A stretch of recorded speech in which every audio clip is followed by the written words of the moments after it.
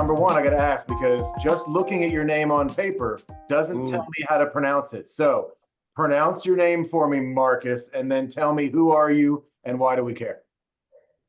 great. Well, thanks for having me on.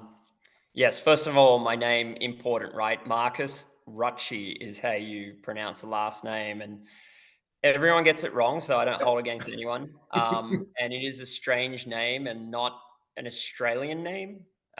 It's Swiss German. Both my parents are Swiss. So they met in Australia and settled in Australia, and I grew up in Australia with a funny last name. And I actually grew up listening to Swiss German at the dinner table. And yeah, so I'm a Swiss national as well as an Australian national, and now an Fancy. American, which I don't know if that works all three of them together. But yeah, so grew up in Australia playing different sports. Tennis was the main one that I ended up settling with a bit more. So coming through tennis in Australia, kind of a semi-rural area, I grew up playing tennis, and then came over and played college tennis. Got recruited by Austin Peay State University, and then played 4 years of tennis there, and then decided I love it here in America. Did some teaching, some coaching at various clubs, and settled eventually in Atlanta. And I am now currently the director of racket sports at the Country Club of Roswell. I've been there since 2012. Yep. Okay, so how you get a job as director of racket sports is a cool system that Bobby and I know well, but and probably a lot of people don't. So we might get to that. I find the interesting one is you get recruited to come here, play at Austin Peay.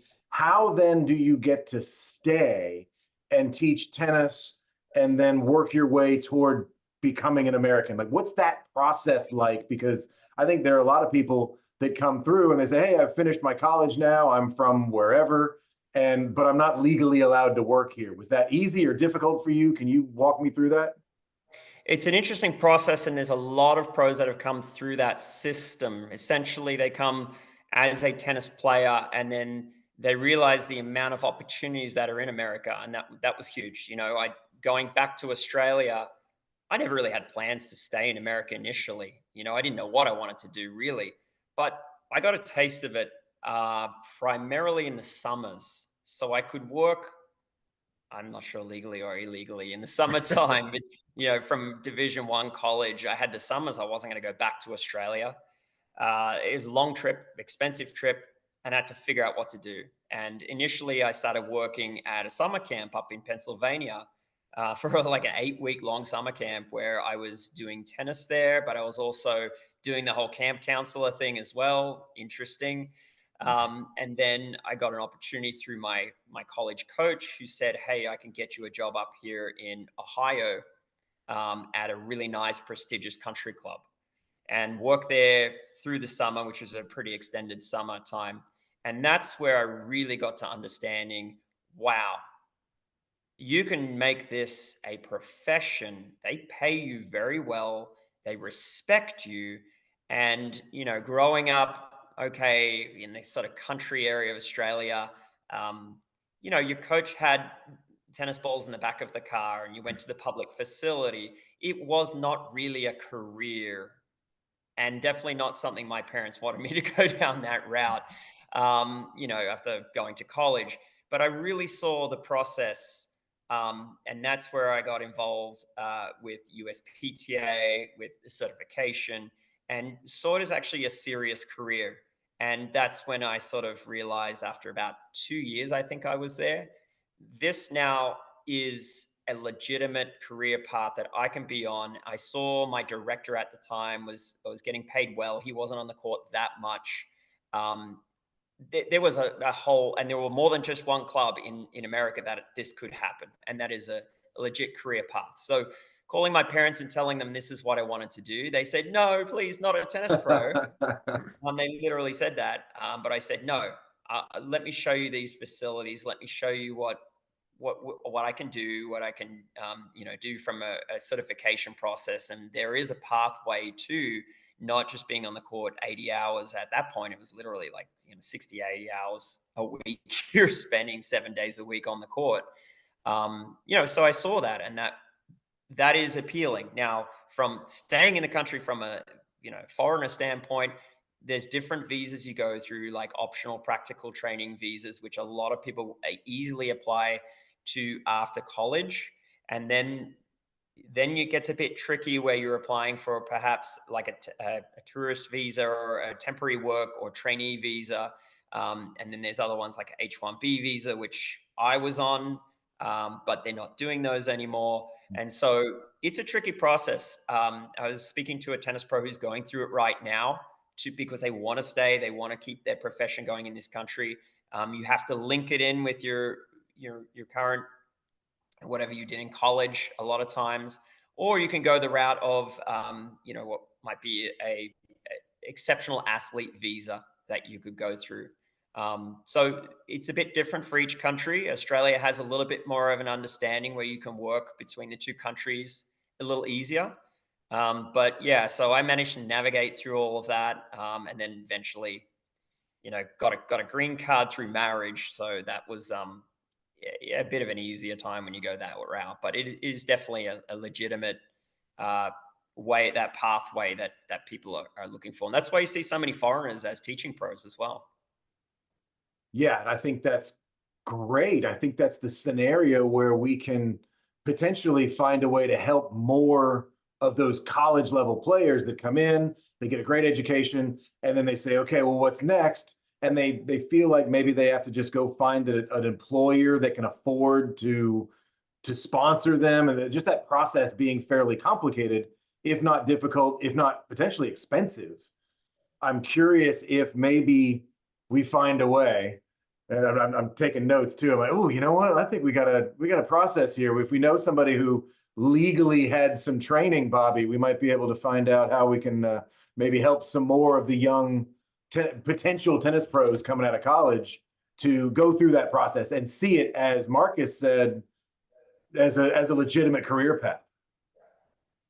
Well, I'm hoping the schools do this a lot, considering they're recruiting them. So I hope they're helping them find their next path. What do they say? Yeah, Hope isn't a strategy, right? Unless you go to Hope College, which I'm pretty sure Capistani can probably help you figure this out. I can speak a little bit on that, what you're referring to, the college system, and you've got you guys in there currently that are maybe doing some part-time teaching while they're in college. There are discussions about that. We just spoke with USPTA. I'm on the board of USPTA Southern, and they were talking about college coaches who are certified, and we need to get some of those pros certified and already down that pathway while they're in college, and then see what the next step is from there. Because I don't think it's laid out for those guys. They sort of say, all right, now I'm done. I go home, or whatever, where the path they go to. But when you're coming from so many different countries, in their home country, they don't see a tennis pro as a viable career path. And they have the talent, and they may have a whole lot of charisma, and they have all the great starting points to be a good tennis pro, but they don't know what the next step is. So yeah, we're actually engaged in quite a few colleges in the South to sort of promote that currently.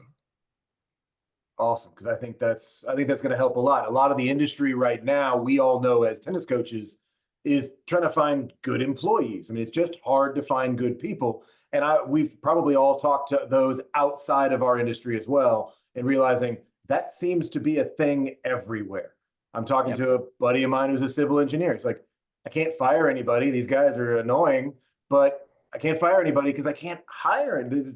It's not like back in the day, and Bobby and I have talked about this before. When I first got that job at TPC Sugarloaf, I held on to that because that was just the coolest thing. And I will always be thankful to Bobby for the recommendation for that.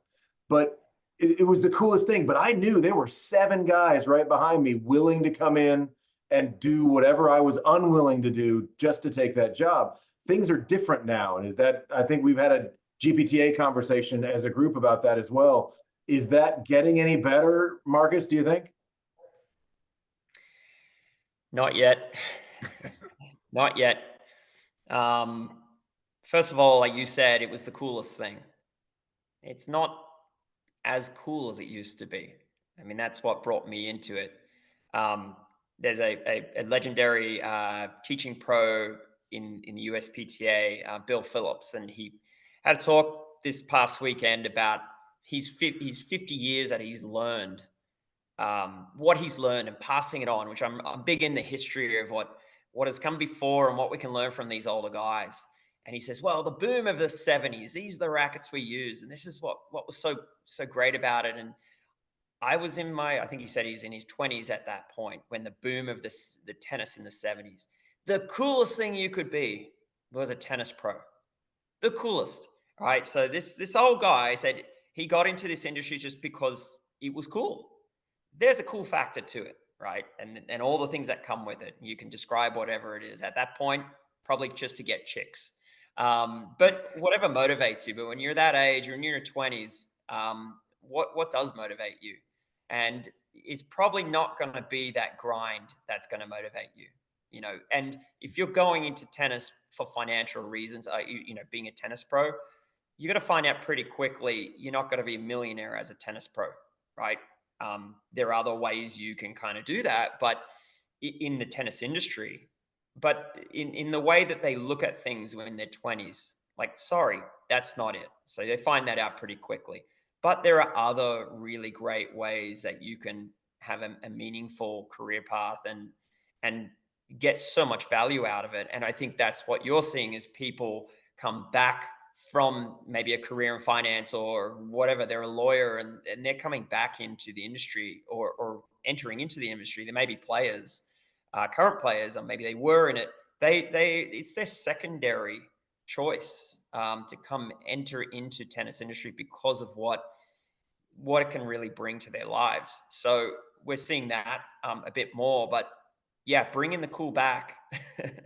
That's missing part of that, Make along tennis cool again. That's what Bobby says all the time. Make tennis cool again. Where's the yeah, John McEnroe, the James Dean look? Like, who's cool these days? We got Taylor Fritz. And you're like, I mean, we're in Georgia, right? So we don't see the California kid in the same way. Or Tiafo had that kind of cool factor. But that's the players that we target. The coaches we don't have that same cool thing anymore. I don't know what that is. the pickleballer stole it. Sorry. Which is a thing, it's a thing. I mean, we'll look back and look at the boom of the pickleball era and who I was able to capitalize and who wasn't. And that's definitely an opportunity out there with that world that tennis pros are missing if they're trying to like resist. But join in, make it better and make your industry better. So yeah, that's part of it. There's so many things. It's a long list that we could say maybe for another podcast to say, Probably. how do we make tennis cool again? Uh-huh. But I have a lot of ideas on that. And we're just going to scratch the surface. But yeah, it's a lot of different areas. But I think, ultimately the responsibility lies in the people who are currently in the industry, are currently in it. And that's what I always kind of say is like, okay, we know we've got a problem getting new people into the industry. We know that we have a problem retaining people in our industry. Um, and everyone is looking everywhere else to see how we're going to fix it. Mm-hmm. That's As my opposed issue. to, you mean as opposed to internally. So when we get together as a group and we say, hey guys, how are we going to fix this? Everybody says, well, you're right. Somebody should. But Yeah. we don't look around the room and realize we are the room. We are the guys that are supposed to fix it. Yeah. The responsibility to me lays with the individual. And we keep looking at it, and I think it's a very easy way of placing blame on organizations. Hmm. Well, that's really what the GPTA should do. That's really what the USTA should do. That's really what this governing or the ATP needs to do this. Well, that's a bit hard. That's, going a bit far, but Mm-hmm. what are you doing? Right. And I commend you guys, Go Tennis, Atlanta Tennis Podcast. You guys are doing something, you know, and it's catching fire, it is you like stop sitting on the sidelines and saying, well, I wish they everyone says they Who's they? You're in the industry, you're a tennis pro, you're in the industry, and if tennis is suffering in one way, shape, or form, what does tennis need? It needs you. I like that. Marcus is looking at you, whoever you are, looking at you. So, so Bobby, I don't think you were at the part of the specific conversation, excuse me, about bringing in younger coaches, but you talk a lot about trying to find guys to help, or girls, or just coaches in general. And you're in that area, in that Windermere space right now, where it's right in the hotbed of where a lot of tennis is. And Bobby mentions all the time, he says, well, I just lost a guy to a new club who came out of his corporate job and left that back into tennis, as you mentioned earlier, Marcus. And I know some people that have said, hey, I'm in tennis. And then I went out and got myself a real job. And then I came back to it and realized, no, this is really what I like. This is better. It's better for my life. It's better for me. And trying to get people to understand that is different. But Bobby, have you had any improvement in the ability of finding new people or people that are available or interested in working? Because we're not exactly even asking for the grind anymore. We're just asking you to show up on time. Well, I think it speaks to what Marcus said with creating a pathway or educating the younger people that this is a potential career pathway and what the pathway actually curtails. You look at first, we've had this conversation with other people, the alarming rate of Division I tennis players that never pick up a tennis racket once they graduate. I mean, it's the vast majority. We're at almost 75%. So we're talking about 25% of the people that played at this level that no longer play. And that should be the only place that we find instructors, because you don't need to be we don't have Einsteins in high school teaching math. So I think, teaching and coaching and playing are completely different. And I think that's part of the problem. Again, I'm with you, Marcus. I'm a big man in the mirror guy, but I do think part of it is institutional in that you have to create the environment with leadership to say, you look at the reverence of like you said, the cool factor, whatever it was. Unfortunately, as you said, the cool factor of a tennis pro from the 70s, if you remember a show called Soap, Billy Crystal's star vehicle, his brother in the show was a tennis pro who slept with all the women and got murdered. And this is a comedy. That's usually so how that it is and always will be the perception of the tennis pro is, be careful with your wife. So we need to get rid of that. And when you hear like it happened, you're like, okay, he did the thing the tennis pro should not do and knows better, but it still happens. So it's just a perception that we have to do a better job at. And from an institution standpoint, we have to look at and create jobs that people see a pathway. Like you said, I don't expect to get rich. I always laugh. One of my ladies heard me say one day, well, I don't teach tennis because for the money. And she thought it was because I came from money. And I was like, no, it's just that you have to be realistic. This is a choice. This is what I want to do. It provides enough, but I think we could do something to make it a little easier for everybody and show a pathway, show other ways to make money, and then try to get rid of as we're trying to do, the individualistic aspect of tennis. We'd be far better working together, as the GPTA tries to do, as the USPTA tries to do. We're all competing for finite resources. We shouldn't be competing so hard for these finite resources. We should be finding a way to work together. Let's bring the numbers up. Let's, if we bring up participation, there's work for everybody. Well, you mentioned finite resources, and I think we all have to understand there is a market here, right? And the market fluctuates, and it is a free market in so to speak, and things are cyclical. There's peaks and valleys, and the market dictates. And I think there's a few forces at play where tennis is still growing, despite what people may think. It may not be growing at the point that pickleball is. Are you losing some of the tennis pros from tennis into pickleball? Sure. Are you losing to other industries? Sure. Is the overall salaries have gone up. First time out of college, your first job, they're offering a whole lot more. It's an industry that is slower in the change there, in the tennis industry, in salaries. it is dictated by the market. And as you saw with COVID, there's a massive change there. I think after COVID, you saw people jack up their prices of lessons for a number of reasons. But we're still on that where it's high. Inflation's part of it. It's getting higher. I think you're naturally going to go through a point where, boy, it's getting hard to find pros. Well, let's pay them more, you know?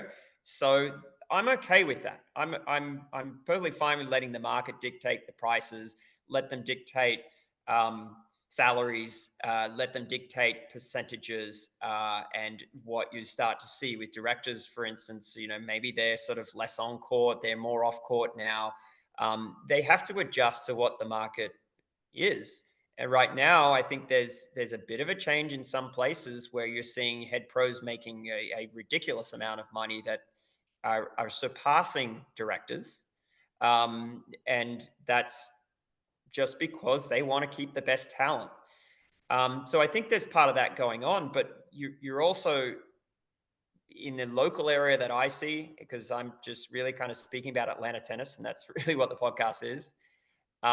We are seeing a bit of suppression there from entities, larger groups, larger corporations, because if you look at the big changes in the local market that has happened in the last, 10, 15 years, and that is the clubs that have been around since the 70s or 80s couldn't financially keep going 40 years into their existence.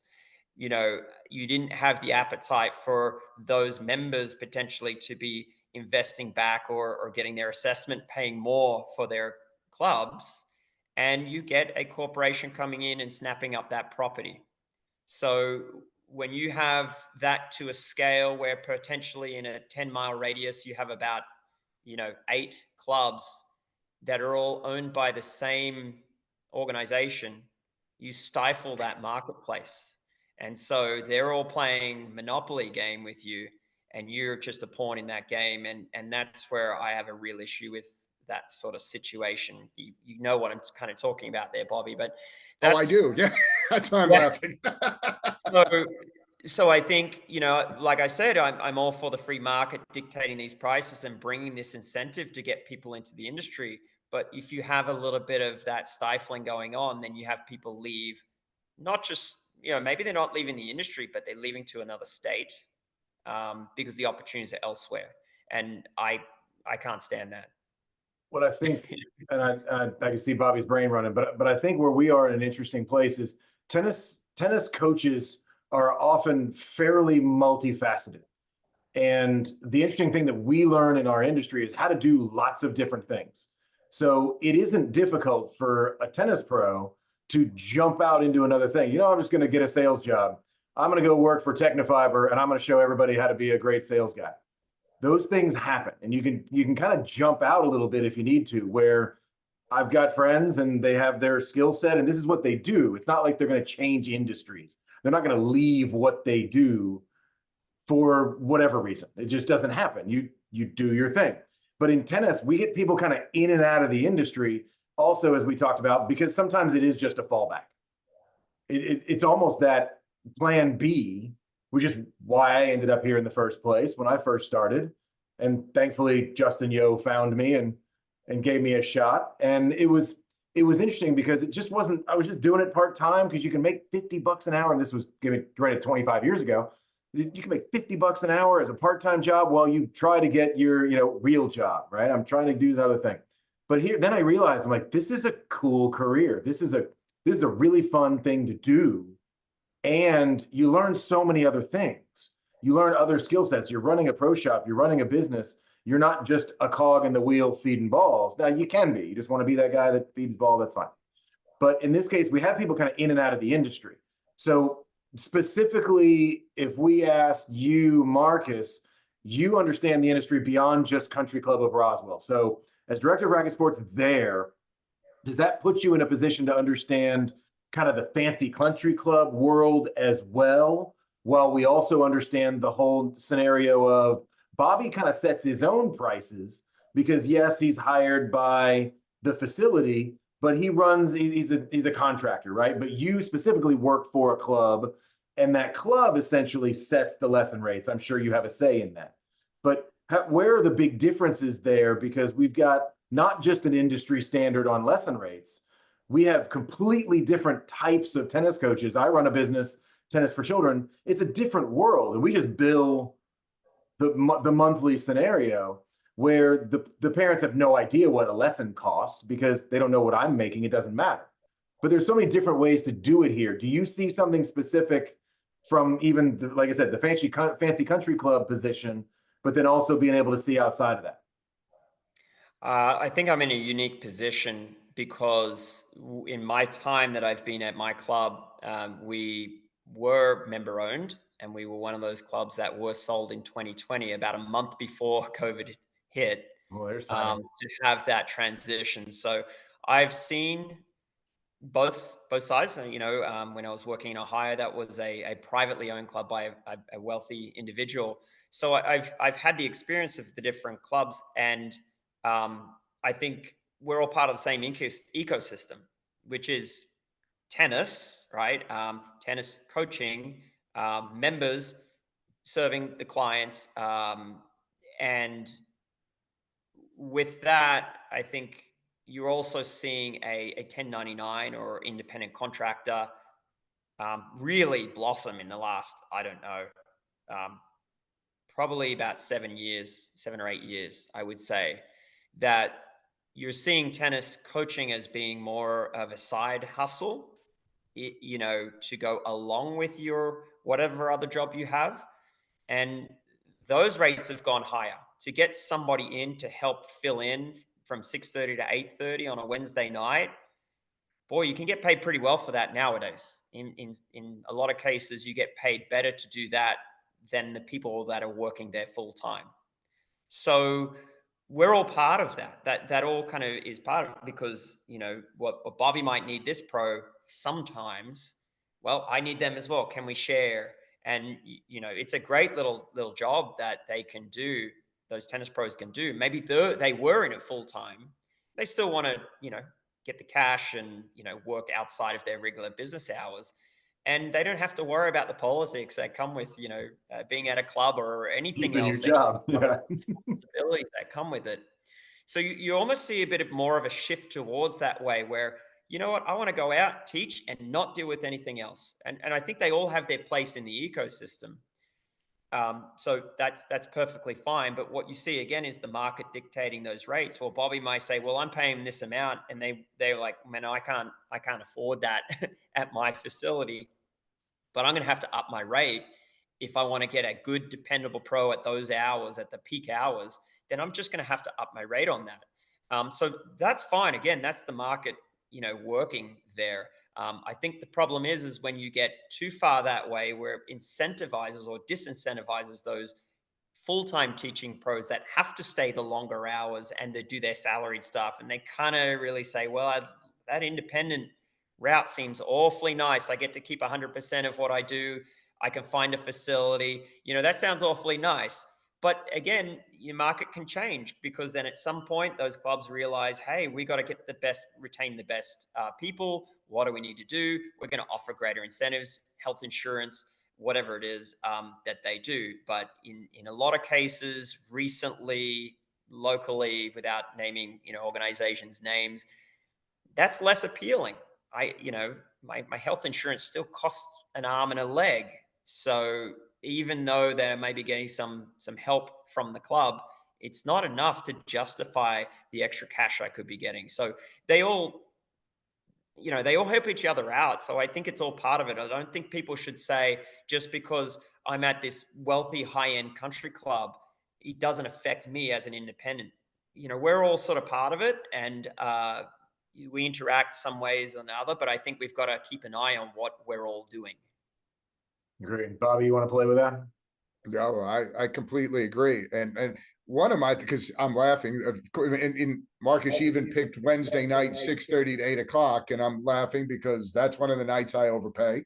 Monday night at the same time, I have a tendency to overpay but if there's a danger to that, and I don't know if you know Trevor Short, and Trevor knows I've told this story 1,000 times. when I was at Wycombs, Trevor was in between his ventures, and I got him to come work with me for a while. And he left to take over what would become the new Lifetime Fitness. And I looked at him smiling and half serious, half lying, saying, Trevor, I hope you realize you probably are going to lead to me getting fired. And the thought process behind that was that I brought somebody in at a rate that the club didn't warrant, but because he was a friend, that he came in and wanted spend some time, and we had a good run together. But when something else came up, obviously had to take it for the good of his family. But then the membership expects it, and it's no longer, well, we know that we have limited resources, or we have this. Well, we just had Trevor. Why can't you go and get another Trevor? Well, because Trevors don't just grow on trees. And that's one difference. And again, I'll go back to, I'm with you, Marcus. I don't want to place a lot of blame on the they. But when we were going through the certification process 30 plus years ago, when I was entering the industry, part of what they didn't want you to get, the USPTA said, do not get certified for 5 years. Get in the industry, make sure that you understand the industry, what you're getting into, and then that you can make a more educated decision. Where, again, I get it, it's money, it's a revenue source for the USPTA. We're doing it backwards. We get the people in, then we introduce them to the industry, and now the industry doesn't align with what they thought it was, and we lose people. So that's one thing I would love to see from the higher ups, is not everybody should get paid. I'm all for paying, and I'm all for paying as well as the market is willing to give. But I did like that aspect of it, that you were giving, again, a pathway. Come in, get an education, learn. And I think that's another thing that's different about Atlanta, because of the HOA element, that you can have so many people with a basket of balls in their car that they don't get that education from the club environment to see the whole picture. And Shaun and I say it all the time. Hey, it's easier working with somebody else. I like to do a drill with another coach next to me. There's more energy. I get tired of hearing my own voice. I can build, just like this conversation, we can build off each other and make the experience so much better for everybody. And I think the magnitude of tennis in Atlanta contributes, and that's why we always, we say we start with Atlanta, we focus on Atlanta, because I do think the dynamics here are different than most places. I grew up in New York. A lot of the leagues down here, the social aspects down here, are all controlled by the club. And we don't do that as much here. We manage people, and it's a little bit different. I'm gonna put, again, I'm gonna go kind of the same way, is put the onus on the people. There is no like one path as a teaching pro. I don't think any person in this industry will say, well, the way I started is kind of exactly where I see myself. Now it's changed. I mean, the landscape has changed, but also what you want out of your life has changed. What you wanted in your 20s is different to what you want in your 40s. But what I don't think we have enough of is telling our stories and showing I'm living my now dream. It may not have been my dream 20 years ago, but I realized some things. I think if we can tell the stories, this is a great platform for that. Tell our stories of what I initially thought the industry would be, how much is the same, how much has changed, and how much I've been able to pivot.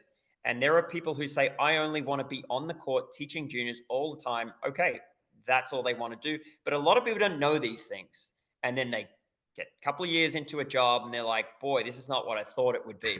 Right. Right. But it doesn't mean you just give up. Look, hey, we can make an adjustment here. But there are so many. Atlanta is so unique. We have so many different pathways to choose from, and there's opportunities in making more money. Absolutely. Way more opportunities in making more money.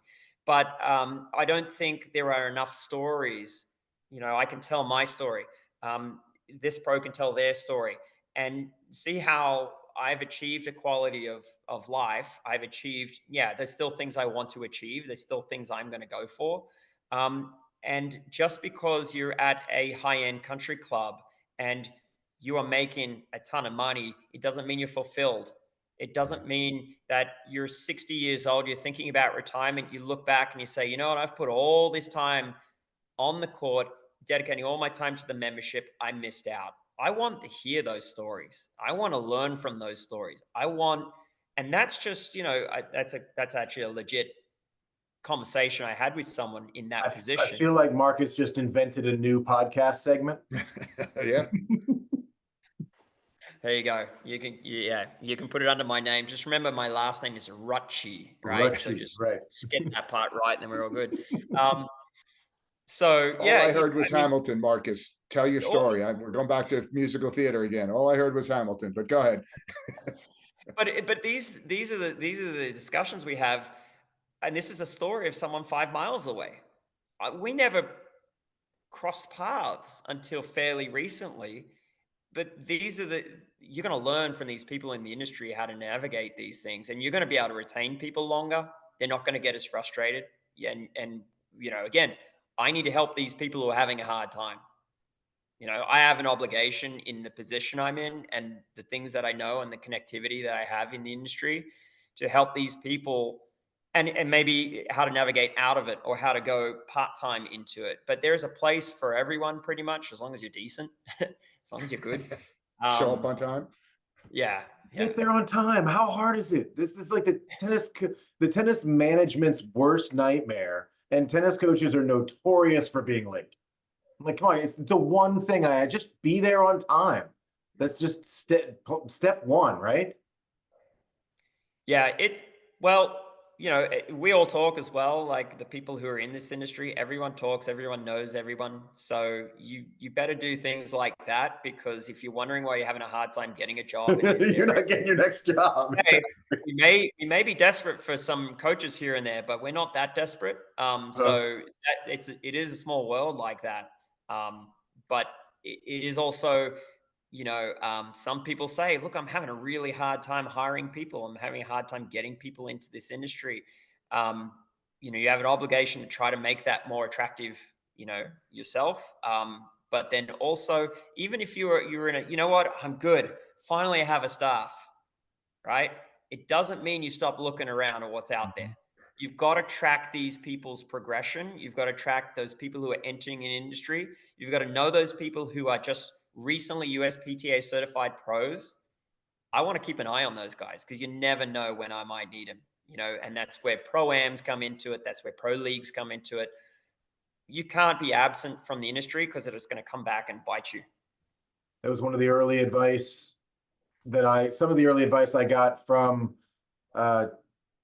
Wilson Tennille, Darrell Lewis, that group that kind of cut my teeth in the industry to teach me how to be on time and those kinds of things. And it was, hey, Shaun, you need to go do the GPTA thing. I'm like, what do I get out of it?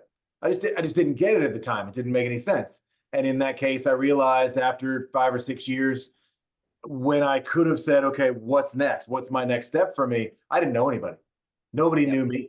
I just had my own little bubble of what I was doing. I was doing fine and learning how to be a tennis coach. But then I realized, even if I wanted to continue to do this, which personally at the time I didn't, I couldn't. They didn't know who I was. There was no continuing education. Now, USPTA wasn't promoting it in the same way back in the late 2000s. But in this case, it was just me saying, I'm going to take my free time as my free time, as opposed to getting to know people in the industry. And that's one of the things we like to do with the podcast. We want to get to know everybody. We want to talk to every coach. We want to find out who's out there, who really wants to be here, who really kind of doesn't, what the specialty is, Marcus. And you say, I only want to work with this one thing, is what one of the coaches say. Well, all right, that's a good chance, but you're pigeonholing yourself. Yeah. Right. What the character actor, is that it, Bobby? Where you can only do the one Typecast. Yeah, typecast. Thank you. Typecast. You're doing that to yourself in the industry, because a lot of young coaches come in and say, oh, I'm going to be the high level academy guy. I'm like, yeah, sure. You and every other 23-year-old.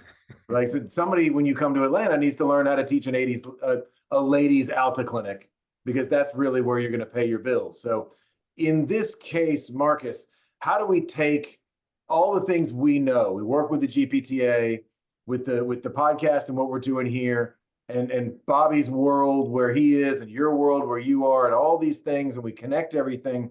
Do we have a target? Do you have a target? Is what I'll put it on you a little bit and say, okay, you're one of those individuals that has said, I'm going to get myself involved. You're going to be able to say to the other individuals, I'm calling you out because I'm leading by example. Do you have do you have a goal or a couple of goals that say, hey, here's what I'd like to see in the industry and a direction that we're going? Yeah, it's a good question, and I think everyone needs to ask that of themselves. Again, put the onus back on the individual. You know where I'm going with this when we start talking about the king of tennis question. Okay. So I can just speak personally. Okay, so I was relatively absent from a lot of the tennis. I was still, as a tennis director, but my kids are 5 years old. I have twin 5-year-olds now, and prior to my kids being born, I made it a bit of a goal of mine to get back into playing a whole lot more. I had, time into, outside of teaching. I went out and played as much tennis as I could. I wanted to keep my skills up. Like I was probably around 40 at the time. Yeah, I wanted to still stay somewhat relevant in that way, right? To keep my skills up. So once my kids were born, it was about a 5-year period where I wasn't involved, and there was a little frustration as well with some of the organizations we've talked about. I wasn't involved in any of these organizations after being president of USPTA in the state, being part of GPTA for a long time, and I stepped back a bit. Let the other guys kind of be involved here, and then recently, now my kids are in school. Okay, like think the dust has settled a little bit in my personal world. Um, and then COVID, right? I look around and I'm like, boy, we're missing a lot of things here. And that's what people will see. And was one of those like, boy, they need to change this. Boy, I wish that we did more of this and had that. And to me, that what can I do in my position where I am? And that's what I think people need to ask themselves. In the position I am, the skill set that I have, the connections I have, the time I have, because that's important. What can I contribute to it? And what am I passionate about? I'm passionate about the connectivity, the local connection between people. I run a successful pro-am that's now in its 46th year at our club. I have those connections with those pros that come year after year after year after year. So bringing this, what do I have to offer? And I jump back into the arena. I'm now actively involved in GPTA with the ideas of stepping back for a moment, viewing things from afar. I have in my head what I'd like to get accomplished for the Atlanta tennis community and teaching and tennis overall. And here's how I can do it. So I think that question needs to be, what am I passionate about? It shouldn't be a chore. If it's going to be a chore and it's something like, oh gosh, all right, I'll step up to the plate and be a volunteer. No, if that's the case, don't get involved, right? So you got to follow through with something you're passionate about. But I think everyone needs to seek what that is that ignites themselves, that gets them into the game. And there's so many different ways of getting into it, Yeah, I think we know those people that are volunteered, they're there, and then you ask them, all right, what have you done as a volunteer? They're like, nothing. I just don't really have the time for it. And I'm like, well, you're just filling a role. Okay, your Yeah, name's on the list. and I would ask them, like, what are you doing there to begin with? Like, Yeah, well, why are you there? nobody else do anything. Right, Okay, right. right. So, like I commend you for getting involved and being part of that. Like Yeah, maybe there's some selfish reasons in here and there, but at least there's someone there and the organization is still there. But we have an obligation to kind of say, how can I make this better? How can I work with that? So that's yeah. And part of it. Bobby knows his target is make tennis cool again. What's your play with this, Bobby? No, I mean, I completely agree with everything Marcus says, but he's the poster child to also what I'm saying. He comes out of a club that culturally was always ahead of the curve in Atlanta. That was the club that produced tennis directors all over the city. So you continue to bring in the cream of the crop. You continue to bring in the forward thinking people, which is great for Country Club of Roswell. And as Marcus said, I mean, again, without naming names, I have an issue with a couple of folks in the GPTA because I bring them, I've sat down, tried to get involved, and have been accused of being not pro. And I'm like, I'm just to the opposite. I want to make the pros more money. I think we leave so many things. I think if you're the Country Club of Roswell and Marcus leaves, the first call should be to the GPTA and find out who is next higher in the hierarchy, who would they recommend to be the next pro. And I have been doing this for 30 years, and I know that's not happening. I know that, again, one of your big local corporations does not hire tennis directors in Atlanta. I know that for a fact. Well, we can name that name. I was in his wedding party. He runs it for the big company. I know him well. He doesn't like to hire within Atlanta because Atlanta's got predisposition of thoughts. Like I said, you're exactly what we need, but it also is a testimony to your coming out of something that is historically had an incredible culture and was the breeding ground. If you wanted to become a tennis director in Atlanta, you go work for Cindy Jones at Country Club of Roswell, and Cindy's going to produced the Wilson Tennills, which produced the Matt Graysons, which produced, now you're the great part is you're passing it on, but that hasn't historically been the case, and we don't get the picture of we're better together. Unfortunately, there's more strength together. As you said early on, we talk about this all the time, sharing pros. It seems like a simple idea, right? All right, I need a guy, well, let's sit down. All right. Again, it's tough because we all have the same primetime hours. We know it, 6:30 to 8:30. That's when you got to get most of your stuff done. And it's probably Monday through Thursday because nobody's going to play Friday and Saturday night. So, we're limited. Everybody's competing for the same. And like you said, for the independent guys, that's great. Because if you're competent, well, you've already said you have an issue. Economies of scale in their favor. So how do we get, again, as Shaun like said, I want to push back. I'm with you. It starts with us. How do we get the ball rolling and show people? And this is what I've said to the GPTA. And post COVID, it's kind of changed. When Ben was involved, you got excited. You saw a future, and then it kind of dropped off a little bit. And you wonder whether guys are doing it for resume or whatever they're doing, or to go have a beer with somebody, which again, I get. If you're an independent guy and you don't have anybody to hang out with, hey, I want to be able to go sit with somebody that's like-minded or shares like experiences. But how do we get the excitement, like you said, the cool, to the idea of we could be doing events that are fun. There's so much technology out there that we could be introducing to people that open up. As you said, listen, I'm never going to be a pickleball fan. It's not an athletic game. So you're limited, but the resources, the money it's creating that could be applied to tennis, which is the cooler, more athletic game, is phenomenal. How do we convince people that this, let's make it cool again? Bobby, I'm going to change your mind on a few things. You're never going to be a pickleball person. Can we record that? We do have it on recording. Okay. Listen, I'm the king of pickleball. Chris Wolf started at my club. So, Oh, okay, cool. I'm a believer. As far as the game, the most athletic thing you do in tennis is serving. You took serving out of pickleball. You're never going to get, I'd love to be wrong, but I just don't see Pete Sampras deciding between pickleball and tennis. Let me challenge you on something on pickleball since you brought it up. I wasn't going to. Okay. So the USTA behind red, orange, green program, and they're struggling with that, right? That they're losing courts, and the USTA are afraid they're losing courts to pickleball. Okay. Yes. There are currently, I think, an estimated about 50,000 pickleball courts in the United States currently in a very short amount of time. Okay. Yes. Lifetime Fitness, in fact, I think there are about 700 that they have currently in a very short amount of time.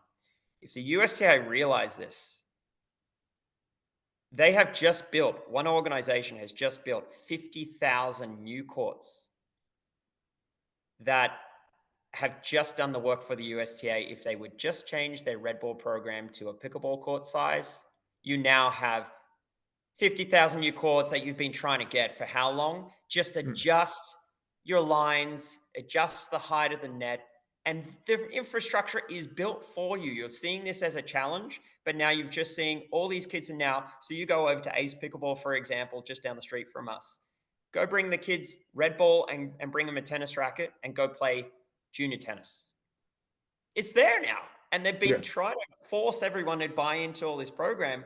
And now another sport has just given you all these courts and you didn't pay a single dollar for it. They're seeing it as a threat and it's an opportunity. So that's junior And tennis. I'm with you on that. I absolutely, and I think I absolutely agree with you. I think it's something that I think tennis should encourage from the perspective of teaching new tennis players. I absolutely agree with you. I think that's a big failing. But I think initially everybody thought pickleball, older people. Well, I have 6 dedicated pickleball courts at Windermere. And I took a picture for my membership because we are known throughout the area as having pickle. So nobody, I mean, I had last night, all 6 of my courts were filled and literally 30 people standing around waiting. Our big fight is they're not residents. So the residents are starting to get annoyed and, what's going to happen next? I see that in seeing the demographic that it is predominantly high school age boys that are playing pickleball because it almost to me is like, for being the athletic, but not real tall white kid, I love basketball, but I couldn't go play basketball at a higher level. I was 5'9". So, but if I got 3 of my other 5'9" buddies, we'd run basketball, still to this day, my favorite sport. I see that with these kids. I can't go to this level, but man, I'm 18. I got lots of testosterone. I want to take my shirt off and I want to sweat. And and pickleball is the perfect spot to do it. I'm with it. And it's something we have to acknowledge and get off of this idea, because the idea of it's going to be a dink and an angles. Listen, when Jack Sock gets through with it next year and he's putting the pickleball through people, it's not going to be a dink and a doink spot shot anymore. It's going to be how hard can you hit it? So it's going to change in a very short period of time. I'm not downplaying pickleball. Like I said, I'm with you. I think how do we make it part of the whole experience? I completely agree with you. It's the best thing to happen to tennis in my lifetime, pickleball. Yeah. And I stick to that. So yeah. Yep. And yes, we're recording. But before we go on forever, because I'm pretty sure, Mark, we could. Bobby, got anything else specific for Marcus before I hit him with King of Tennis? Well, I wonder, what is he doing with what is the actual title, Marcus? What are you doing with the GPTA? I am on the board. Okay. If that's what you mean by that. Yeah, I'm on the board. GPTA, the initiative that we are doing this year is every 2 weeks we're doing a Zoom chat session, and GPTA is kind of going back a lot more to its grassroots. The reason it was founded. You mentioned Cindy Jones; she was part of that group as well for tennis pros. It's a lot about the networking and bringing people together, and like what you guys were sort of talking about how do we do this? Well, you can influence your sphere, your network, your group, but when you bring that sphere, that network together with another one, and that's what this podcast is doing, you then bring all those groups together and you can do your own thing with your like-minded people, but now you're catching fire with that next group, and they each kind of have their own ideas about things, and putting people together is a good thing, and COVID took people away from each other, so that's part of GPTA as well. We're going to be doing a lot more in-person lunch and learns, which we always kind of did, but then doing mixes. We got to get back to mixes, and me being Australian, going, everything's over a beer. So you have a beer, all the best ideas come out there. Maybe after 6 or 7, but it's got to be social. Tennis is not just about going and making the money, and you're going to find there's a lot of people that share similar ideas. You're not alone in this, and I think that's where people are withdrawn and feel a little lonely in that respect. So knowing there are other people going through those things and connecting those fears, I think that's important. So that's what GPTA really should be. And I like it because I agree with you. I mean, we do everything that you're saying at our club. I would like to do it more. I mean, I was one of the creators of the Northside Hospital Breast Cancer Awareness Day. So I love that. That's my vision. And that's what I always said to the GPTA, why, we should be doing that. That could be our idea, whatever, charity. So I'm all for that. I love the fact you're bringing back another one of our old ideas, the Pro League. Talk to that, because that was a great Friday night. And, that I said, and I keep asking Shaun because I'm not as involved. I have the 18-year-old daughter who's graduating. And, like you said, if you ask me what I am, I'm a father. First and foremost, I'm a father. And I've been a single dad, and that's been my priority. So everything else is secondary. But I love the social, the aspect of it. And I said to Shaun, I hope they got a pro from each, find the most popular pro who can still play, and that's a home venue, because that's going to be the majority of the crowd is coming out to see your local guy. And if you can do it 6 times, create some energy and create some enthusiasm, then they're going to come to see the finals at a different venue because they're excited. They saw good tennis. And it's amazing the level of tennis that is in Atlanta. So you're going to see some unbelievable tennis. Atlanta Pro League is back with a vengeance. And it's been a long time coming. The original one started in 1996. And this has been a discussion every time I have my pro-am. I'm like, what do you guys think? Should we? I'd love to bring this back. And it's another one of those where, yeah, well, they need to bring it back. They need to bring it back. I'm like, who's they? There's a certain point in your career you kind of say, you know what? That they is me. At this point, like, there's nobody else. These guys have left the industry. These guys are kind of not interested in that. They had their chance, and I'm sort of at the age and position I'm in to say, this is me, I can do this. I can put this together. And so, yeah, that's what it is. And we've had overwhelming support. We have 2 title sponsors in North Star and USTA Atlanta firmly behind us as well. Go Tennis. Got a team. Great job. So yeah, each team has a sponsor, and it is local sponsors, local businesses getting behind it. People who are passionate about tennis want to see this sort of thing come back. It's 5 teams, 9 people on a team. We go to a different club every time. It is a mixture of has-beens. Should say has-beens. original Atlanta Pro League members, the Steven Enixes, the Johnny Hannas are in there. Great. These guys are a part of the institution that is Atlanta tennis. They're in there. You got the up and comers, the guys who are, just recently out of college, but, they got a regular job, and then you have teaching pros. But what we're seeing less of is those teaching pros that are still out there competing. So that has changed in the last 20 years or so. I'd like to be able to help bring that back. And that's part of why I'm passionate about it. When I first came into Atlanta, was an outlet for me, still being a decent tennis player. And boy, I got to see all these cool clubs. I got to visit all these clubs, and I got treated like a celebrity, and I'm not even that good. But it was a connection I could make with all these pros. It's a connection I made with the facilities, and they treated you so well. You got paid to play. That's awesome.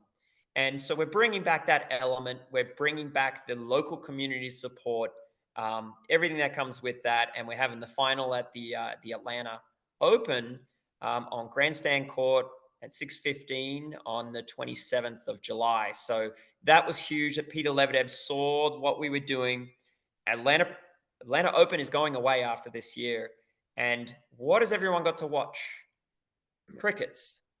So it's my way, and Coach Harris, who's a teaching pro that I work with, we are working on this, and everyone is coming together with this, including you guys. Thank you for being part of it. And it's back, and very good support so far from the community. So it's one way to bring everything back together again.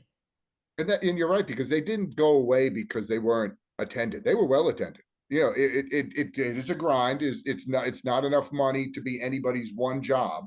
So it is hard because you're asking everybody. But again, the more people we can get in to pitch in, the more it makes it easier to do it. Because there's another event. We'll talk about that off camera, along the lines of what you're saying, that's being done successfully in Florida, that I think would be another great way to get people involved, to come out and see. Because as you said, you hate to say, like, the recreational player, yeah, the athletes that we see at the Atlanta Open are off the top. When you do a pro-am, and I know the exciting thing for the C-level players to see the ball continue to go back and forth over the net. Like you said, I'm not good, and I can entertain people because I can put the ball over the net. So I think there's a real opportunity, with or without the Atlanta Open, to do something at a little higher level, and the Pro League is a great start. So, Thanks for bringing it back. We appreciate it. And, did you talk to Tim Noonan? Tim Noonan was another driving force behind this. Yes, he's fully on board, firmly behind it, loves the idea as well, and we're pro focused, so that's really where it needs to come from. We're not a USTA league that is at a high level. We're not an Alta AA1, and it is what are the pros want. We're not doing it for the money necessarily, right? It's nice. But they understand the vision. They understand what tennis needs. They understand the local aspect to it, and we're making it as cool as possible for them, right? Making tennis cool again. That's Yeah. one way to do it. I mean, they get bonus money, they get bonus prizes, they get shoes, they get treated really well at each place. And guess what? They get free beer as well if they're in the Yeah. league. So, that's the Aussie spin on it. So, yeah, we're making tennis cool again for these legends. Former Georgia Tennis Hall of Fame members, that kind of thing. So yeah, it's great to keep it going. Who knows where it's going to go after this first year, but we're just got the foot on the gas for that event. The first one is at Country Club of Roswell on the 7th. Well, we will be there. Great. Actually, we'll be there because our team is there. We got the Go Tennis team. We're gonna actually send in some of Go Tennis people to cover it, and we want to personalize it as well. As Marcus and I had talked previously about, these pros want, I don't know if they want it or they appreciate it, but there's a celebrity to it when the members come out and the regular tennis player comes out and sees guys like this playing. Sometimes they don't know the difference between that and the Andy Roddick's of the world or the Roger Federer. I mean, they realize how good it is, but just for them to get a chance to see it is great. And we're gonna be there and talk to the pros and talk to these players and get to know their story a bit. And that's just one of the things that Go Tennis can do, because as a media side of things, we get a chance to do that as the sponsor, and it gets us access. We're gonna have fun with it and get to know our team, and we're excited about it. And thank you, Bobby, for that, because I would have been poking myself in the eye had I forgotten to ask about the pro league and also being a sponsor. But yeah, so there's a lot going on, and that first week is Roswell, second week is TBC Sugarloaf, then St. Ives, then Atlanta Country Club. Country Club, not Athletic Club, Atlanta Country Club. That's Correct. in Embryano, right? Yep, that's right. Okay. And then we take a week off, and then it goes to Dunwoody Country Club on the 12th of July. And then the final at the Atlanta Open is on the 27th, that Saturday night when the semifinals is on. So, Right. yeah, it's going to be hopping. It's going to be hopping. That'll be cool. That'll be a fun Saturday because we're going to work on getting deals for tickets, try to get everybody's families down there, because I think it's just a bonus. You get to go, especially for families and friends, you get to go watch your husband or wife or whoever play tennis, your friend. But then there's also, you're literally right where the professional event is going on. So that should be a lot of fun as well. But Marcus, like I said, we can go on forever, but let's talk King of Tennis. It's coming, obviously. I'm curious as to having some months to think about your answer. Where do you want to go with this? If you're King of Tennis, Marcus, what do you do? What do you change? I mean, where do you think, after what we've talked about, where do you think I'm going to go? I'm guessing you're going to go completely off, nothing to do with what we've talked about. Completely. No, not passionate about anything else. No. I'll go a little bit more political with you if you haven't already kind of seen that. But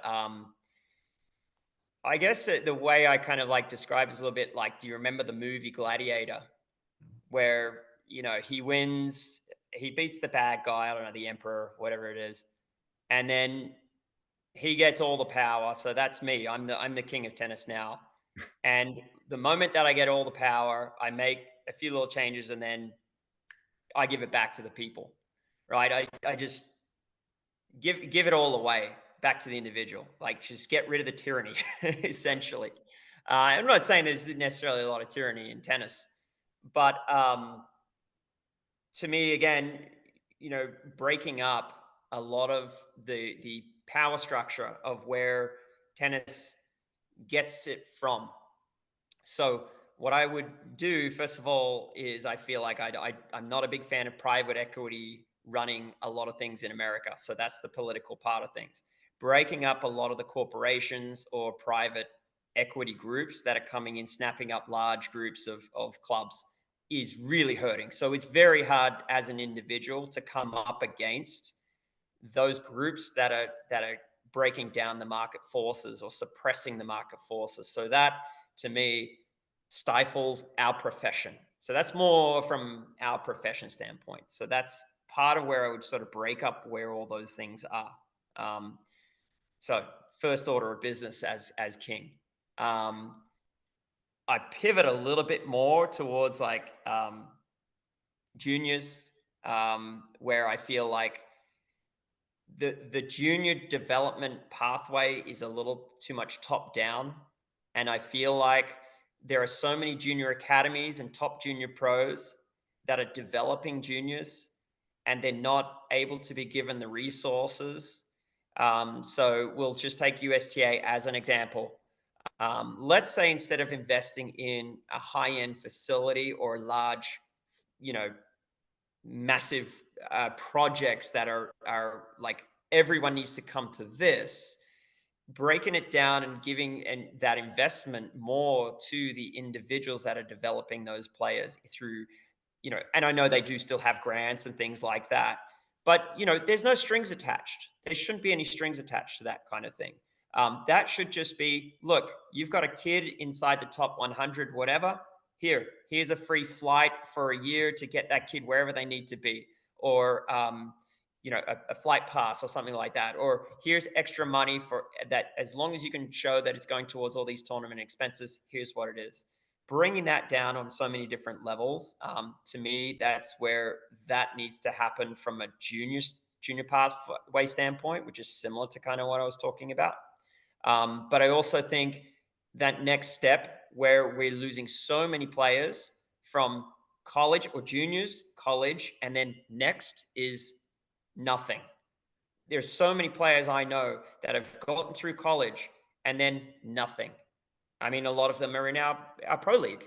Nothing. The gap between college and pros is so crazy. And now, aside from the Sheltons and the Mickelsons and all those guys, right, which is very, very hard to do, give those guys another 2, 3, 4 years, just a little window in there where they can try to work through that process and develop a little bit later for the pros. And the current system in challenges and futures is brutal, brutal. And if the investment were to come more to that local level and bring down into that next part where you can take a gap year or so, and those expenses are somewhat covered so you can make a move, and maybe that's, you know, with colleges helping out on that, or it's USTA helping out with that, or that local academy that is sponsoring these people, and perhaps there's some sort of co-op that it can kind of work together and there's some sort of financial agreement. But again, everything sort of stems from like bringing things down to a individual local level and letting us decide, letting those small businesses decide, letting those academies decide, and not just saying automatically the only pathway for you is that, you know, larger, let's go down to Boletiris and develop the player down there, kind of mentality.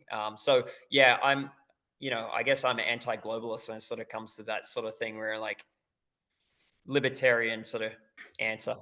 Oh, we got everybody in the same world here. But Bobby, I think he just spoke to you on how USDA should spend its money, right? Right. I mean, I completely agree. I've been saying it. The way the money is allocated, we need to look long and hard at it. Let's reward the guys, like I said, change the standards by what we judge success. Decide once and for all what our mantra should be. The USTA: are we growing the game? Are we creating number one players?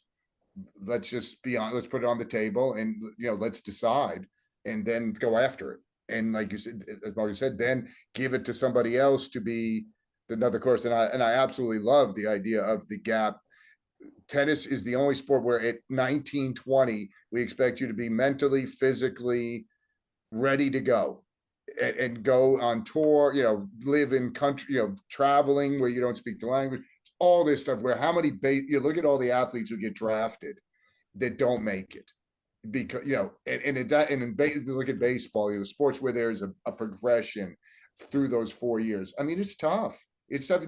I would be one, you never know who'd you lose because they're gone. But a guy like John Isner is the exception because he was 6'10" and had a serve. So he was allowed to take 3 years to develop the rest of his game to bring it up to the level of his serve, but not everybody has that advantage. Well, I love the team tennis idea, right? That to another degree. And that's in a sense, Pro League is kind of like that. If there was a local area where people could get really good tennis, maybe travel around the country, you have that feeder program, not so dissimilar to drafting into a minor league system. If we, between the ITA, right, between USTA, make it more, maybe it's all Americans or maybe it's guys just out of college, that kind of thing, and just make a local league.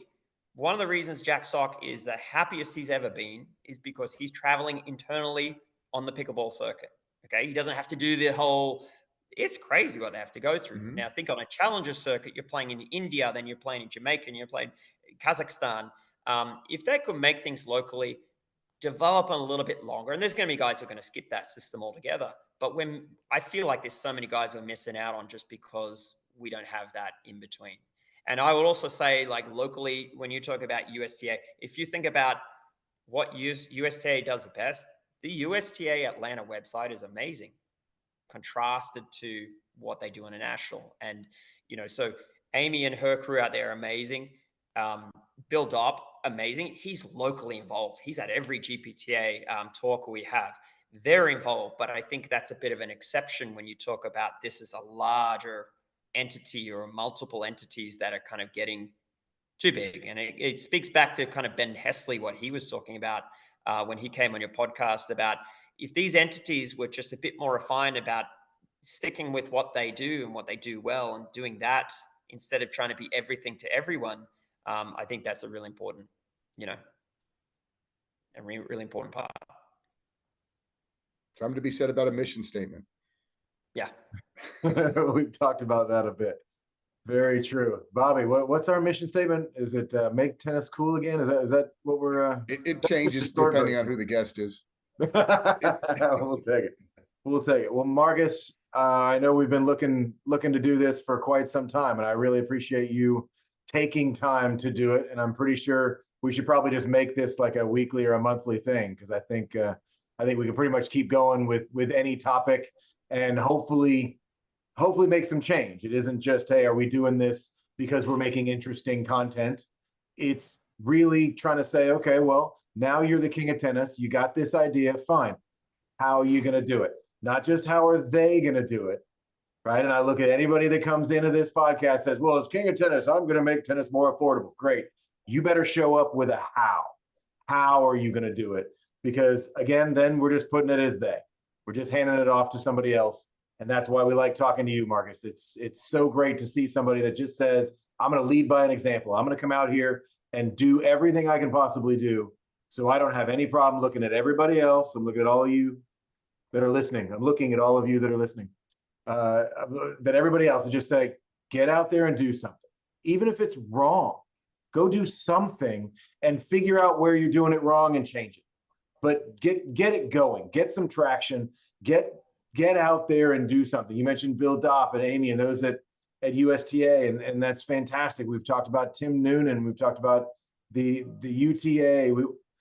Everybody's out there. Everybody's there and willing and ready. And maybe, Marcus, maybe this is a thought. Maybe they just need to be asked, what are you willing to do? And if nothing, we'll know the answer and we won't call you again. Are you willing to do anything? Maybe we ask them, what are you willing to do? One thing. And then we put them in charge of it. What do you think of that? Yeah, it doesn't have to be a lot. No. But if everyone does a bit, then you're contributing to the industry and you're not just on your own path. Like, okay, you might be on your own path, but just give me 5 seconds of what you do really, really well. I mean, Peter Lebedev didn't have to, help us out with that bit. That goes a long way for a lot of the people seeing legitimacy of having our final played at the Atlanta Open, the last time we get to say goodbye. Wouldn't it be cool if Eddie Gonzalez was in that final and the guy who ran it,